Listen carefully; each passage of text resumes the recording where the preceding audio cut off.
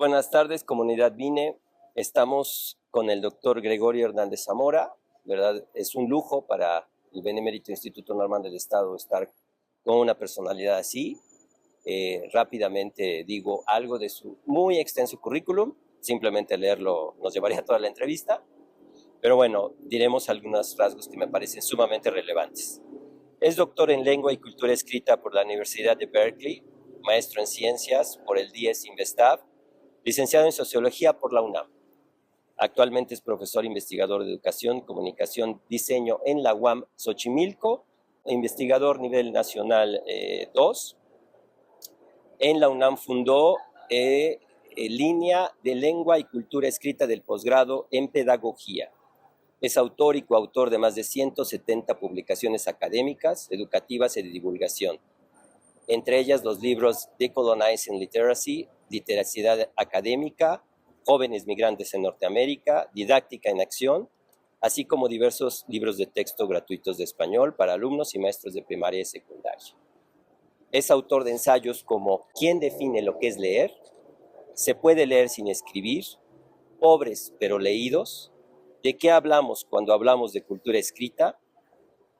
En fin, son muchos estudios, muchas presentaciones. En París, por ejemplo, también estuvo en la UNESCO para hablar sobre el Día Internacional de la Alfabetización, y por eso verdaderamente en el Benemérito Instituto Normal del Estado es un privilegio que tenemos gracias a la maestra Alejandra Nieves, gracias a la maestra Suemi, que tuvieron la inteligencia y el acierto de invitar al doctor Gregorio Hernández Zamora. Lo primero que me gustaría presentarte, Gregorio, y gracias por aceptar la entrevista, Gracias a ustedes. es en este momento de cambio, digamos, de un sexenio político, administrativo en México, ¿cuáles serían tus esperanzas para lo que has dicho en repetidas ocasiones en entrevistas, lo que se tiene que enfocar la educación en México? ¿Cuáles serían las prioridades que tú verías que no solamente quizá la Secretaría de Educación Pública, sino en general el gobierno y como sociedad tendríamos que tener para mejorar en muchos aspectos, la educación de los maestros y de los alumnos y de la sociedad en general, como tú lo señalas? Bueno, esto, ¿no?, es muy complejo. Parte de lo que hace la diferencia entre países, sobre todo entre países que son muy contrastantes, es que no es un factor, sino es una conjunción de factores que se entrelazan y, como se dice ahora, hacen sinergia a favor o en contra.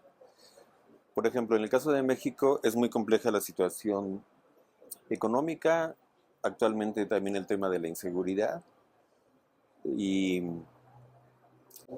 bueno, el contexto estrictamente educativo. Entonces todo eso se conjuga. Pero yo diría que centrándonos en el sistema educativo, para mí un tema central es la formación de maestros, o sea, avanzar en la profesionalización, el desarrollo y el crecimiento intelectual, académico, pedagógico, en general personal del magisterio. Y como parte de ese desarrollo habría que dar pasos hacia la autonomía profesional, lo que podríamos llamar más simplemente la profesionalización del magisterio. Profesionalización significa lo mismo que en cualquier otra profesión, que una persona tiene una formación generalmente a nivel universitario, en donde adquirió tanto el conocimiento teórico como herramientas metodológicas para comprender su dominio de trabajo, sea un arquitecto, un psicólogo, ingeniero, etcétera. Conoce su materia, conoce los conceptos fundamentales de su disciplina y con ese conocimiento puede ejercer un juicio profesional y decidir lo que corresponda. Entonces, esa es una parte que en nuestro país ha sido muy limitada en el magisterio por distintas razones. Yo diría por dos principales. Una, pues porque sí ha habido todavía limitaciones diversas en la formación inicial del magisterio, pero también porque todavía seguimos funcionando como institución en un sentido donde la institución todavía es un aparato muy fuerte y muy pesado, una especie de camisa de fuerza que no permite realmente liberar, digamos, la autonomía del magisterio. Yo entiendo que desde el punto de vista del gobierno, de los altos funcionarios del gobierno, cuando uno está en la responsabilidad de ser un servidor público, uno siente la presión de que quieres que funcione la institución, entonces te da miedo dejar suelto a la gente. Entonces se tiene la tendencia a querer controlar de alguna manera, ¿no? Normar, por ejemplo, crear leyes, normas, reglamentos, que en el caso de la educación en parte se traducen en planes y programas de estudio, enfoques pedagógicos, nuevos libros de texto o materiales educativos.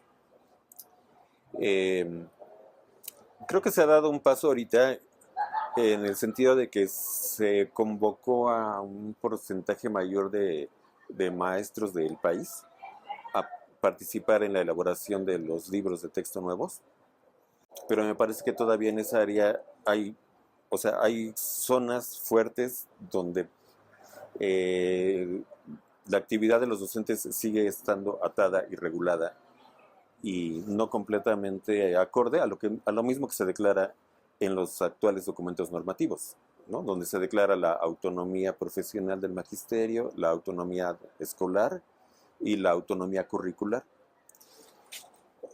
Podría verlo, en resumen, me parece que algo que pudiera ser bueno en este sexenio en particular es verlo como una etapa de transición hacia un siguiente sexenio donde claramente ya haya mayor desarrollo tanto en el magisterio como en la institución, como para soltar más, y que el magisterio se convierta en un actor profesional más independiente y con mayor capacidad también cognitiva y profesional de tomar decisiones.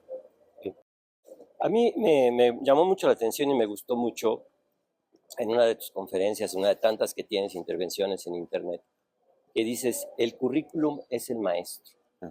Entonces, en ese sentido, estaríamos un poco regresando y un poco lo que conversábamos unos minutos antes de esta entrevista, a esa idea de mucho del siglo XIX, digamos, de los liberales, inclusive de la Ilustración, de regresar a una figura del maestro con un saber mucho mayor que el que tiene hoy, es decir, un saber más enciclopédico y no tan especializado en muchas cosas. ¿O cuál sería tu definición de esto, de el currículum es el maestro? En el sentido más básico, en un proceso de enseñanza-aprendizaje, un maestro, instructor o la persona que enseña algo a alguien, para mí debe tener mínimo dos condiciones. Una, saber aquello que va a enseñar. Entonces, si vas a enseñar matemáticas, necesitas saber matemáticas. Si vas a enseñar natación, necesitas nadar. Ajá. Si vas a enseñar español, necesitas ser bueno en el español hablado, escrito, en la lectura, la escritura, la literatura y demás. Entonces, el conocimiento de la disciplina que tú vas a enseñar es importante. No solo es importante, es esencial. Y el otro rasgo es saber enseñar eso. Sí. Efectivamente, no es en automático que alguien que sea un excelente matemático sea buen maestro de matemáticas. Ese es el punto, claro. Entonces, lo ideal es que se reúnan los dos requisitos. Ahora, yo he dicho también que yo he llegado a la conclusión de que hay tres roles importantes de un docente que yo llamo inspirar, modelar y enseñar o instruir. ¿Sí? Inspirar significa que es una persona que para sus alumnos se convierte en un modelo a seguir. En otros terrenos, por ejemplo en los deportes, y aquí me remito a experiencias mías, no solo en los deportes, en distintos ámbitos de mi vida personal, ha habido figuras que sobre todo cuando eres niño, tú dices, yo quiero ser así de grande.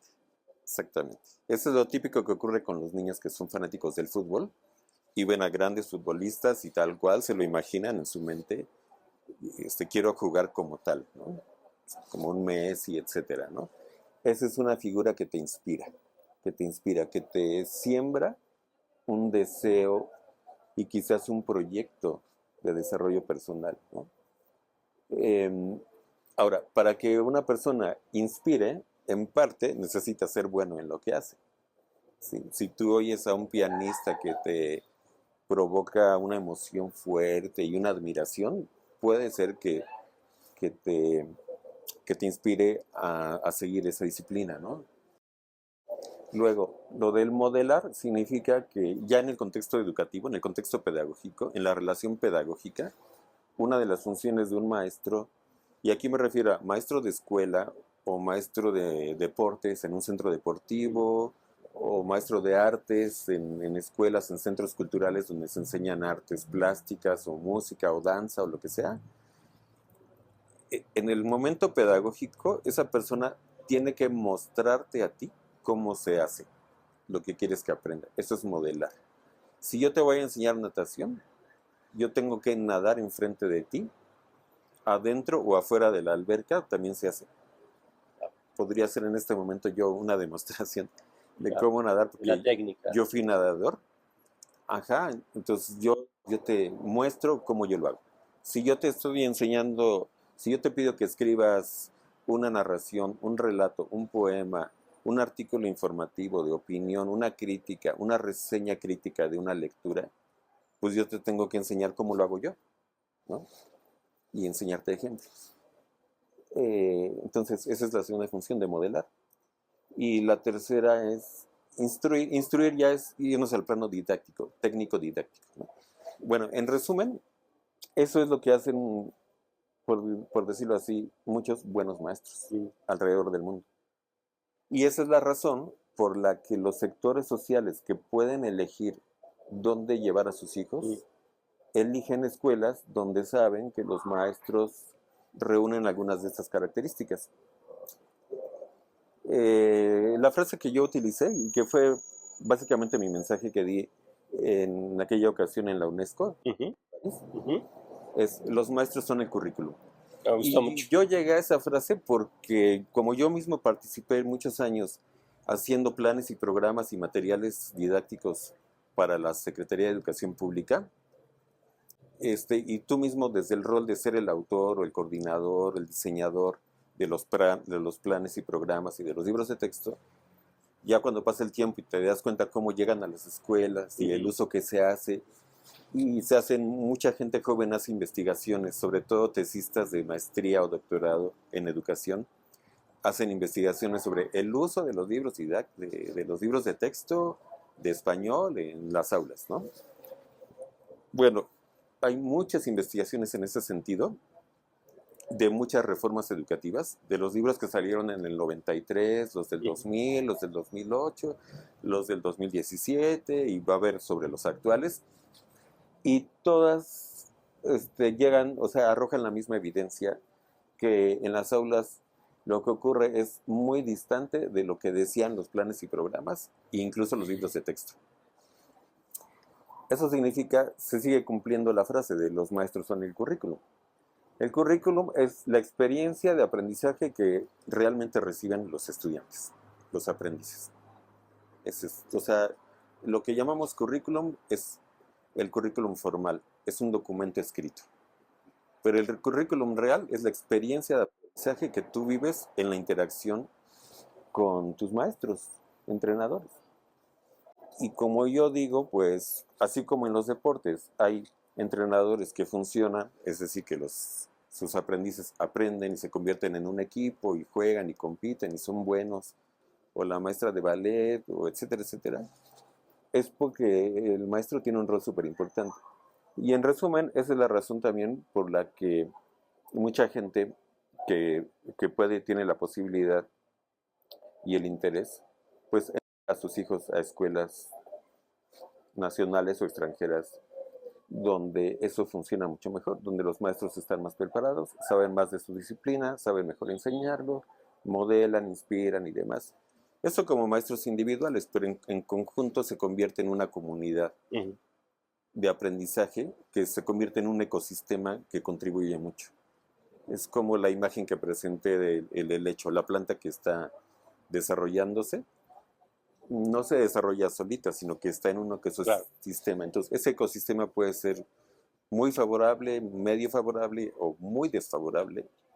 Entonces, parte de ese ecosistema es el cuerpo docente. En ese sentido, por ejemplo, ¿cómo ves en términos reales al maestro promedio mexicano, que tú también lo señalas en alguna de las conferencias porque conoces perfectamente tanto, digamos, detrás, en términos de planeación, como la vida real de los maestros? ¿Cuáles son, digamos, sus factores que tienen en contra en un, como lo dices, en un contexto socioeconómico muy duro, en general para Latinoamérica y otras partes del mundo? Pero digamos, esto que dices, este ejemplo, es decir, estaríamos en vías de construir un mejor contexto, ecosistema para que el maestro mexicano floreciera o no. Yo reconozco algunos pasos. Una acción que me ha parecido significativa, especialmente en el gobierno de AMLO, que rompió la política sistemática de las décadas anteriores Uh-huh. del tope salarial en los aumentos a los sueldos, tanto salario mínimo como salarios a los maestros. Se decretaron prácticamente aumentos salariales que nunca se habían visto en las últimas 4 o 5 décadas. Y que fueron muy cuestionados por los empresarios y todo esto, pero al final Bueno, pasó bien, digamos, ¿no? eso es algo que yo veo bien. O No, sea, no se cayó el país, como decía, digo, ¿no? yo en mi propia vida personal y profesional también, pues lo he vivido y lo he sufrido. Claro. O sea, es desesperante y frustrante que pasan los años y las décadas y puras promesas de que algún día la economía va a crecer y va a haber una derrama económica y nunca la ves llegar. Entonces, ese podría decir que es un paso. Sin embargo, era tal el nivel de devaluación salarial, el salario real del magisterio, y realmente ahí magisterio abarca desde las de preescolar hasta Sí. los universitarios, Sí. se devaluó el salario real a tal nivel que incluso con estos aumentos que se dieron, aumentos de 10%, 20% incluso, no está recuperado. Y lo puedo decir categóricamente porque como he vivido varios años en Estados Unidos y he tenido mucho contacto con la comunidad de paisanos allá, te puedo decir que hasta la fecha, cualquier mexicano indocumentado de baja o nula escolaridad que se vaya y trabaja, digamos, se mata trabajando, en 3 días de salario tiene el salario equivalente al sueldo mensual De un maestro. de maestros o profesionistas aquí, porque más o menos en las mismas y en cierto sentido peores están los médicos y otros sectores. Entonces, en resumen, si realmente quisiéramos avanzar en ese sentido, habría que tomarse en serio, dedicarle fondos y presupuestos a la educación en los distintos niveles, a los docentes y también a la investigación. Eso es algo que hicieron seriamente, me parece, varios países que salieron rápidamente de una situación de casi subdesarrollo. Por ejemplo, los famosos 4 tigres asiáticos, Taiwán, Tailandia, Singapur y Corea del Sur, hace 20 años eran países subdesarrollados prácticamente. Una de las cosas que hicieron fue tomarse en serio la educación. Tomarse en serio la educación no es nada más hacer grandes declaraciones, es darle los recursos. Eso debería ser un conocimiento social común. O sea, se toma en serio a lo que se le dedican recursos.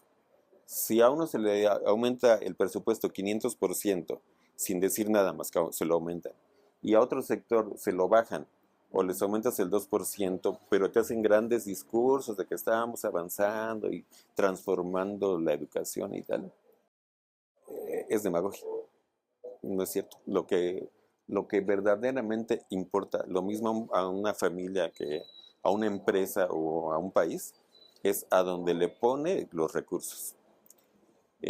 Porque de ahí dependen muchas cosas. Una sola de las que dependen de eso es incluso el restaurar un poco de la autoestima Ujú. gremial, del gremio. Porque ya más allá de lo individual, uno tiene conciencia clara de que está perteneciendo a un gremio devaluado, que está sufriendo cotidianamente por lo económico, y entonces no logras conectarte realmente Ni la sociedad reconoce, con lo obviamente. exacto, ¿no? Siempre se ha dicho, por ejemplo, incluso muchos académicos o personas de México fueron a Finlandia, Ujú. que fue un país que Sí, sí, siempre que calificó muy alto. los de Europa del A ver, Norte, ¿no? ¿qué es lo que Ujú. están haciendo los finlandeses? Bien. Claro. Y una de las cosas que vieron es que socialmente era muy reconocida la figura del magisterio. Ujú. Y reconocida en varios sentidos, y uno de esos es que pues tienen un estatus socioeconómico que les permite realmente enfocarse, concentrarse y dedicarse. Y no estar batallando. No tener que buscar 2, 3 empleos para sostener a la familia, ¿no? Exactamente. Eso es una realidad. Bueno, ahora me gustaría pasar también a otra parte dura de tu pensamiento y muy interesante, ¿no? Que es que has señalado sistemáticamente y analizado profundamente todo este saber colonizado que se da básicamente en toda Latinoamérica, ¿no? Hoy, digamos, 2024, ¿cuál es tu reflexión sobre esto y cómo podemos cambiar, digamos, para tener, como tú muchas veces lo has dicho, por ejemplo, estas investigaciones neocolonizantes romantizan la pobreza y romantizan muchos problemas? ¿Cómo podemos cambiar desde el centro, en el magisterio, en un instituto como el Benemérito Instituto Normal del Estado, estas prácticas que reproducen de alguna forma los saberes colonialistas? Bueno, es un tema que ya era complejo, pero se ha vuelto más complejo la medida en que, digamos, el discurso de la decolonialidad, o sea, Sí, la crítica al sí, colonialismo, sí, sí. se convirtió en discurso público y en parte en política pública, ¿no? Eh, pero bueno, me voy a regresar tantito ahí, solamente para decir que para mí el proceso de descolonizar es una etapa. Sería lo equivalente para mí a una persona que está enferma y necesita ir a un tratamiento, ya sea médico o psicológico. Por ejemplo, si es psicológico porque tú tuviste un trauma horrible en tu infancia, no significa que el resto de tu vida te la vas a pasar en la terapia.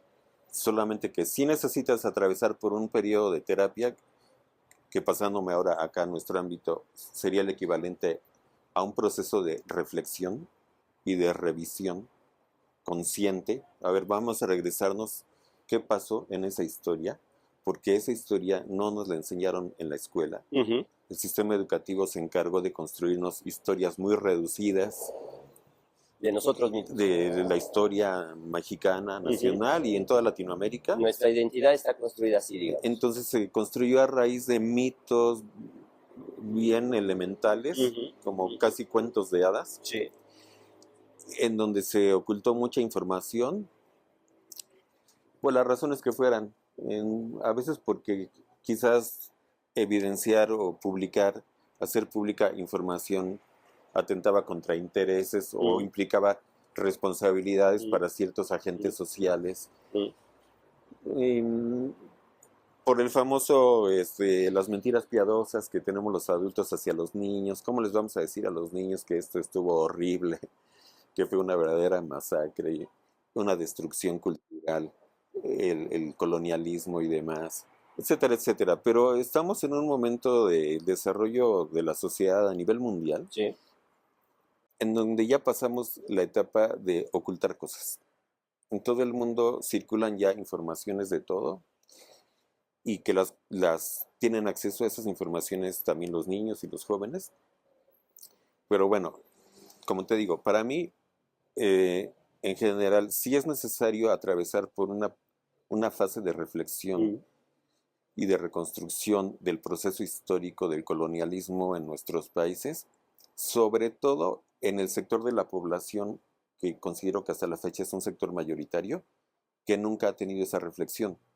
Sí. Ahorita ya hay un sector, yo diría minoritario, sobre todo un sector de alta escolaridad, en donde ya circuló mucha de la literatura crítica decolonial, incluso libros de historia que han reconstruido la historia dando nuevos elementos, datos y demás.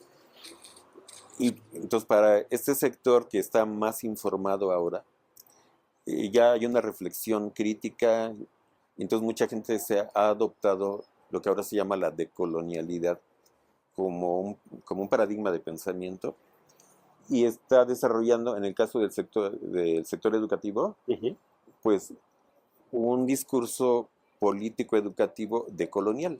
Le están poniendo lo decolonial, así tal cual. Así como se ha tomado también la interculturalidad y que ahora le agregan interculturalidad crítica y le agregan ahora interseccional. Estas palabras que acabo de decir son el discurso común en la esfera de la política educativa ligada a la academia, sobre todo de la academia de la investigación educativa, de la antropología educativa,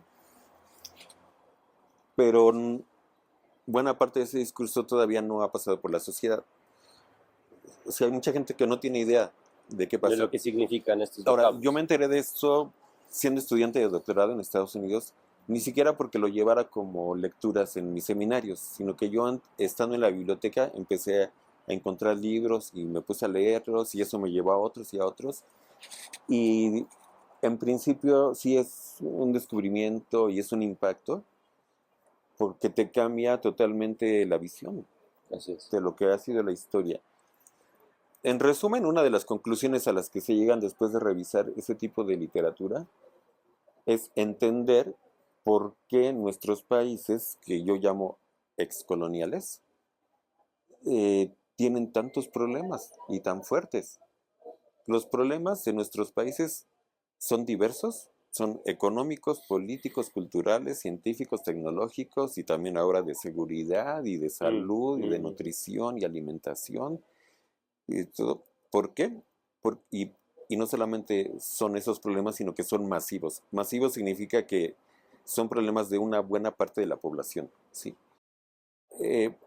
Una razón fue la experiencia colonial, porque el colonialismo sí consistió en gran medida, pues hubo una parte violenta, donde se destruyó, se masacró a buena parte de la población, pero buena parte de la población masacrada eran las élites intelectuales de la época prehispánica. Literalmente se arrasó con los intelectuales, los que escribían, sacerdotes, pensadores, los escribanos, etcétera, etcétera, la realeza, digamos, el gobierno, sí, el liderazgo, los liderazgos políticos, religiosos, culturales, así, cuello, literal, además de buena parte de la población.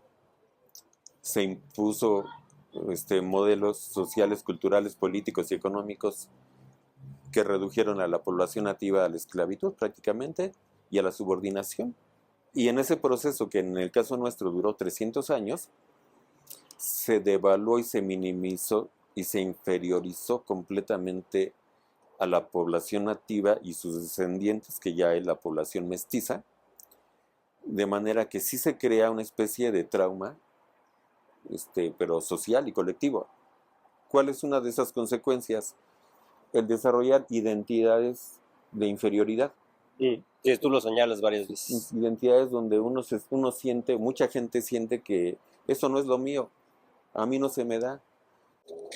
Lo que estamos viendo aquí es la paradoja y la contradicción interna de una población en donde actualmente se reivindica la cultura popular que tiene un fuerte componente práctico. Yo diría que en las cosas que somos muy buenos como país, muchas cosas son oficios prácticos.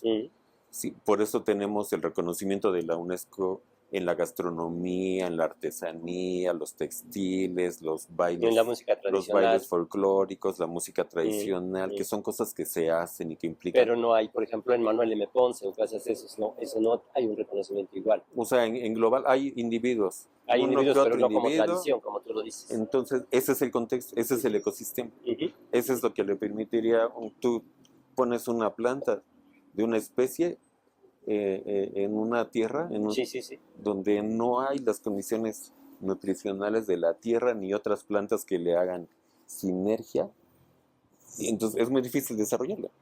Entonces ese es un gran reto. Bueno, y finalmente, como te digo, como se ha asumido, se ha adoptado ya como discurso público la decolonialidad y está escrito en los libros del actual NEM, la Escuela Mexicana, Ujú, ahí surgen nuevas razones de preocupación desde mi punto de vista. sí, Una de ellas es efectivamente la romantización de las culturas populares solamente porque son populares, pero en las culturas populares también hay todos los niveles. Hay muchos aspectos negativos de las culturas y las costumbres y las tradiciones populares. Todo lo que acabamos de decir es bien bonito y todos lo reconocemos. O sea, el folclore, la gastronomía y demás, pero también en las culturas populares imperan prácticas diversas que son nocivas. O sea, por ejemplo, las adicciones, el alcoholismo y, bueno, incluso culturas que sistemáticamente a la gente, por ejemplo, a los jóvenes les gusta irse a chelear, por decir. Habrá gente que me discuta esto. El problema es que le ponen demasiada importancia a eso y se vuelve una cultura porque lo hacen sistemáticamente, sí. recurrentemente, le dedican tiempo, dinero, esfuerzo, energía y hasta dinero, Prácticas sociales alrededor de eso. que comparado, por ejemplo, con la práctica social de leer y de irte a bibliotecas y leer, no. No. Gastar dinero en comprar libros, no. Y así, ¿no? Entonces, efectivamente, las culturas populares no son buenas y sabias nomás porque son populares y pobres y masivas. Si ese es nuestro problema precisamente en los sistemas educativos. La educación en gran medida es una práctica contracultural. Sí. Eso es parte de nuestro difícil reto como maestros y como escuelas y como sistema educativo. Que educar a la población en gran medida significa ir a contracultura. Esa frase va a ir fuerte en el video, ¿no? Sí, no, es que sí es muy trascendente lo que acabas de decir y yo creo que muchos maestros no están conscientes, pues finalmente, de esa misión, pues un poco subversiva, digamos, para cuestionar el status quo de una sociedad y que te pueda realmente permitir hacer pensar a un alumno, ¿no? Sí, pensar y también habituar a la gente a otro tipo Ujú. de actividades, de prácticas, de intereses, simplemente. Intereses diversos, incluso cosas como hacer deporte. ¿No? Ese es el tipo de cosas que yo observo empíricamente a través de mis investigaciones y también de mi experiencia de vida, que sí hacen las clases medias y altas. Se encaminan a sus hijos a que hagan deporte, a que aprendan artes, a que aprendan idiomas, a que aprendan a leer y escribir y demás. Eso es lo que se llamaría también empoderar a la gente. Ese es otro de los temas que a mí me preocupan ahora, Ujú. de cómo se ha tomado y entendido y adoptado el discurso de la decolonialidad. En el sentido que se ha adoptado lo que ahora sería el discurso oficial de la decolonialidad, Ujú, ujú. la idea del poder se reduce solamente al poder político. Y se dice que descolonizar significa criticar a los opresores, ¿sí? El poder, o sea que y además en particular todo lo que viene de Europa pues es opresivo porque es hegemónico, porque nos llegó por la vía del Sí, colonialismo y nos lo impusieron y luego se convirtieron en clases socioeconómicas, en las élites, etcétera, etcétera. Bueno, la palabra poder significa por lo menos dos cosas. Una es el poder político, el poder de un grupo social que puede ser un grupo étnico, por ejemplo, los españoles respecto a los indígenas nativos eran el grupo con poder, con el poder económico, administrativo, eran el gobierno y todo. Sí. o una clase social que sea la que domina a otra clase social, ¿no? Em, entonces, esa dimensión de la realidad social existe, ¿no? Que hay grupos con más poder y grupos con menos poder, aunque generalmente ese poder, el que más pesa, es económico-político. ¿Sí? Por eso la lucha por el poder siempre va en esos dos sentidos. Claro, se centra ahí, ¿no? Pero la palabra poder relacionada con la educación, a mí me parece que se está perdiendo de vista una dimensión que es súper importante. Poder como verbo significa capacidad de hacer De hacer, algo. Cuando tú dices, yo puedo levantar esa piedra, quiere decir que tienes la fuerza para levantarla, moverla a otro lugar. mover algo, ¿no? Yo puedo construir una casa, pues eres un albañil que tiene la capacidad de hacer eso, ¿no?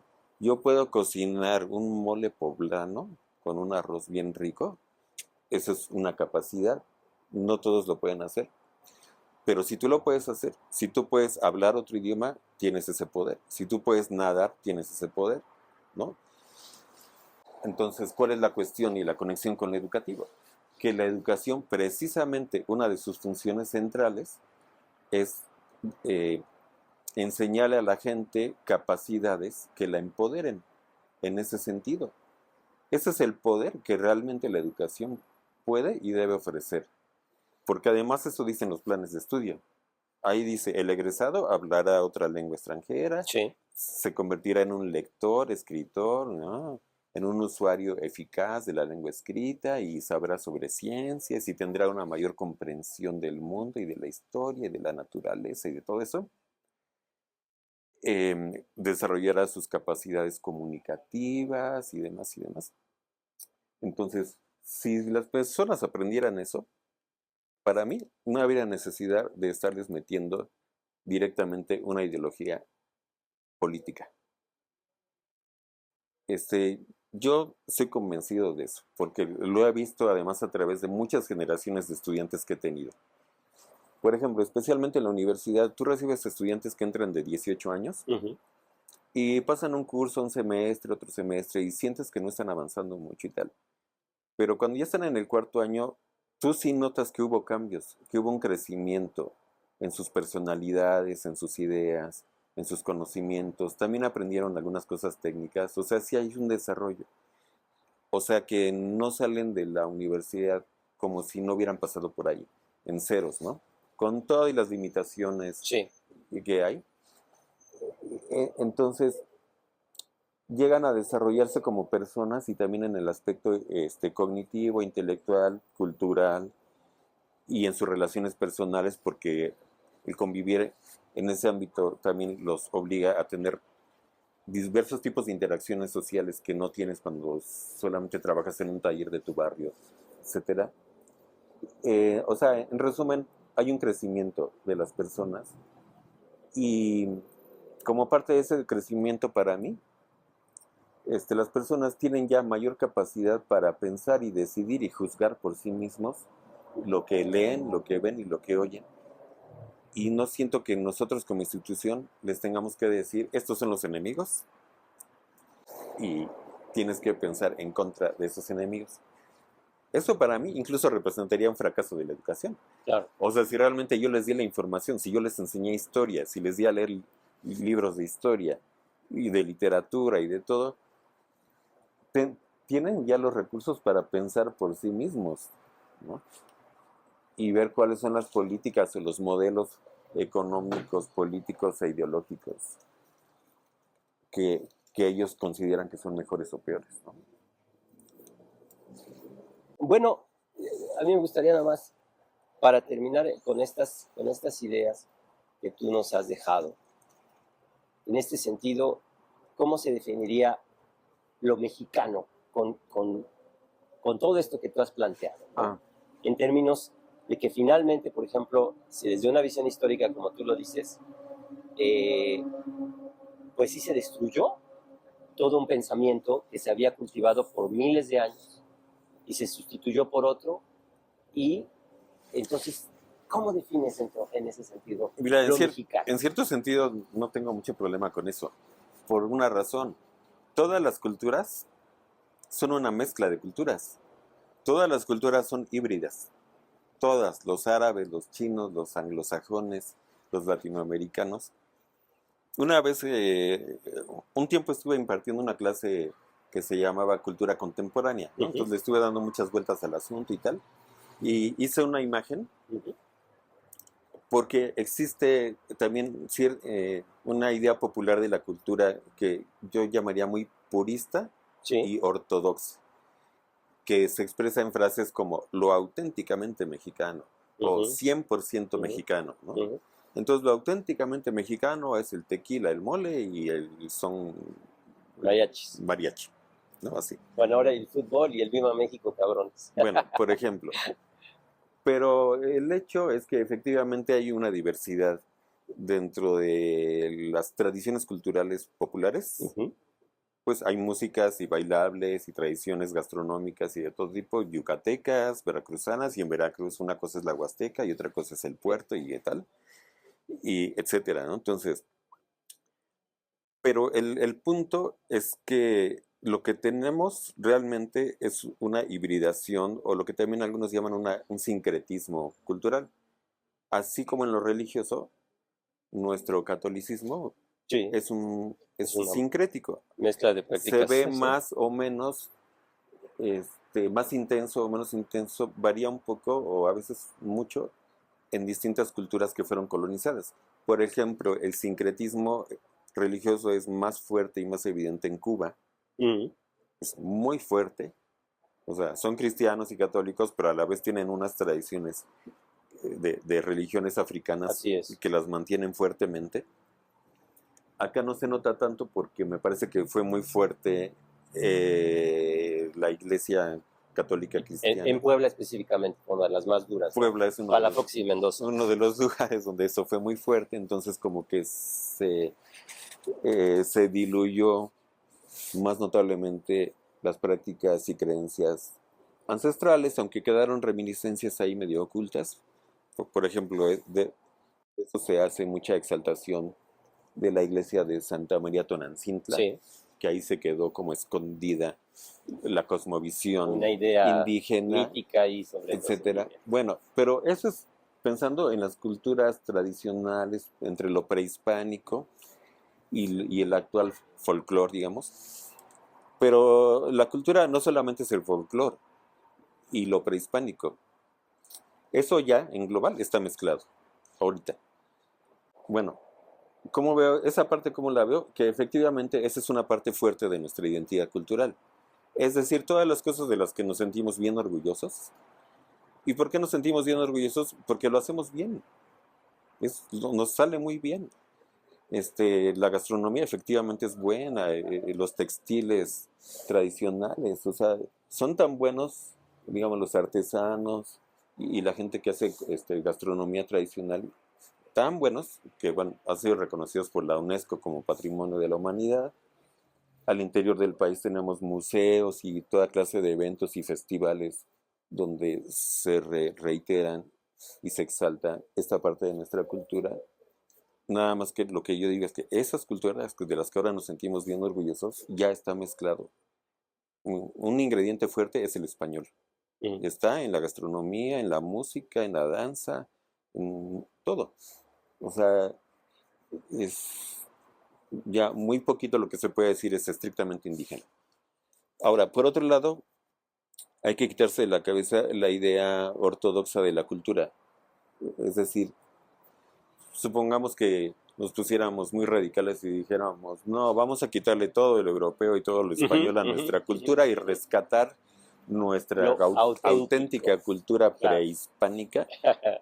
La gente se va a dar un golpazo en la pared porque lo primero que te vas a encontrar es que antes de los españoles ya había un imperio, ya había un imperialismo local. Los aztecas eran un imperio y fueron y masacraron gente de otras culturas e impusieron la lengua náhuatl hasta Centroamérica, ¿no? Y los convirtieron en tributarios materiales hacia el imperio azteca y demás. Lo mismo pasó en Perú con los incas, eran un imperio que dominaban a los otros. Entonces, si uno se quisiera borrar el episodio del colonialismo europeo para recuperarlo auténticamente nuestro, entraría uno en ese conflicto, el mismo conflicto exactamente. Bueno, ¿cuál es la cultura auténtica poblana? ¿La de los popolocas o la de los aztecas que vinieron y masacraron aquí, ¿no? Y qué del lenguaje, de la música, de las danzas y de la religión realmente era nuestro o qué nos hicieron los aztecas, ¿no? Así es. Etcétera. Entonces es caer en un juego así bien ridículo, ¿no? Que a mí me parecería interesante hacer, pues, no sé, una serie de televisión y novelas que ficcionalicen eso. Como decía al principio, convertirlo, hacerlo parte de un proceso de reflexión, una especie de terapia social, psicoterapia, donde sí reflexiones sobre el proceso del colonialismo, pero para superarlo y no quedarte instalado ahí. Y le das vuelta ya a la página, o sea, es decir, que no continúas el resto de tu vida odiando a tu padre o a tu madre porque te traumatizaron de niño. Ajá, y Así es. reconoces lo que sí ha sido construido por ti, lo que sí han sido decisiones tuyas, y cómo en esas decisiones tuyas también tú te separaste de tu mamá y de tu papá, te alejaste de la tradición familiar. Eso habría que, digamos, exaltarlo, digamos, Esa es una positivamente. parte. Y la última que quisiera decir es que la cultura no solamente se rescata y se mantiene, también se crea y se transforma. Mm, Y eso está pasando todo el tiempo. todo el tiempo, en todos los aspectos de la cultura. Un aspecto es la lengua. Como lo decía hace rato, y Cambia. todo el mundo lo sabe, no hablamos el mismo español que hace 500 años. Y este año y el anterior se está metiendo esto que ahora llaman lenguaje inclusivo. Puede ser que se mantenga y en algún momento se oficialice, digamos, pero más allá del lenguaje inclusivo, hay un montón de expresiones, frases y palabras que usan las nuevas generaciones siempre, o sea, está cambiando. La música también. Este, Ahora, una cosa es que cambie, mm, o sea, por seguir la corriente, por decirlo así, y otra que se vayan haciendo cambios intencionales, Ujú. intencionales. Y a mí me parece importante y necesario también poner un pie fuerte del lado de la transformación y la creación y la creatividad cultural, sin negar y rechazar lo que para mí sería la parte fuerte y buena y brillante de la cultura tradicional, pero también no va a enfocar todas las energías y toda la política y toda la, este, digamos, el pensamiento cultural a recuperar y rescatar y mantener y preservar, esa es una palabra que se usa mucho, preservar Reserva. nuestra esencia cultural. Esa esencia cultural se puede ir transformando, Todos los agregándole, días, creando. como diría Chartier ahí, ¿no? Un libro cambia porque no cambia mientras el mundo cambia. Es decir, o sea, al No. final son vestigios, pero siempre se están refuncionalizando en términos de la mirada actual.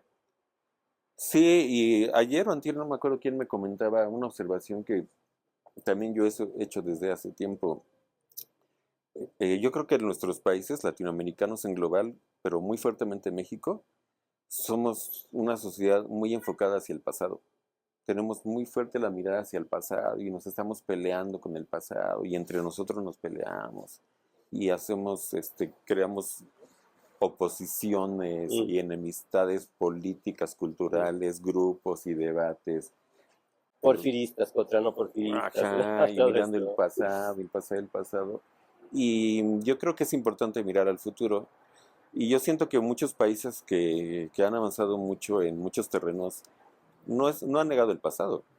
Un ejemplo de eso son varios países asiáticos. Mm.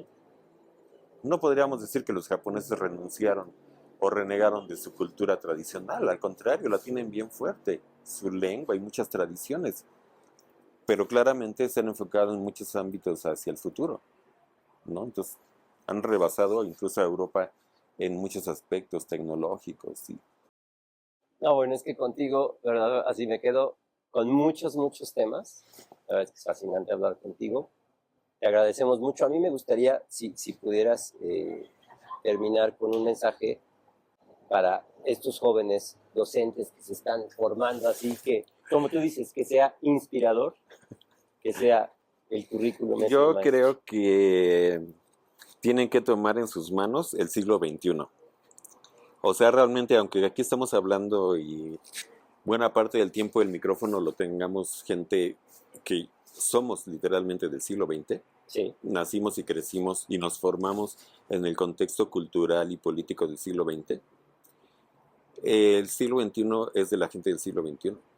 Entonces, tienen que ser creativos y proactivos en construir desde lo que se ve en este siglo, desde lo que ellos han vivido ya como parte de su cultura, ¿no? Entonces, para la gente de generaciones anteriores es muy difícil abrazar, desprenderse de reservas y reticencias sobre cosas nuevas, precisamente porque estamos sintiendo miedo de que eso nos llevaría a perder cosas que consideramos valiosas.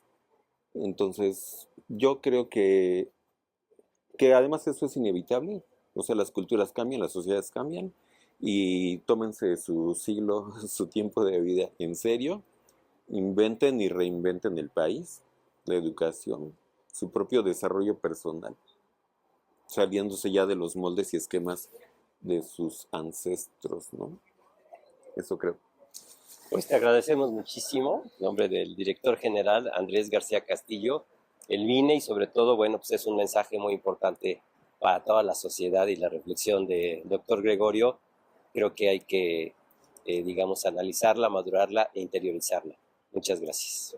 Gracias. Gracias a ti.